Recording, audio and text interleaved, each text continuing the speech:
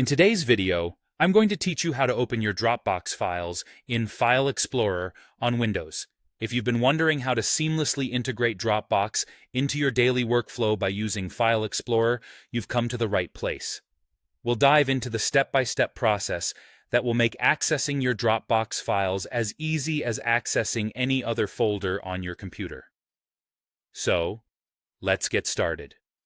First things first, you need to have the Dropbox desktop application installed on your computer. If you haven't done this yet, it's a simple download and install process, which is essential to linking your Dropbox account directly with File Explorer. Head over to the Dropbox website or use a reliable software repository to download the application. Once downloaded, run the installer and follow the on-screen instructions to complete the installation. When the setup is complete, you'll be prompted to sign in with your Dropbox account credentials. This step is crucial as it connects all your Dropbox content to your computer. After the installation is successful and you've signed in, you'll notice a new Dropbox folder appearing in File Explorer. This folder is typically found in the left sidebar under This PC or within your user folder, just like where you would find Documents or Pictures. But if you have difficulty locating it, there's another way. Simply click on the Dropbox icon located in your taskbar. It's usually near the date and time on your screen. This will open the Dropbox desktop app, and here you'll find a folder icon. Click this icon, and it will open the Dropbox folder directly within File Explorer.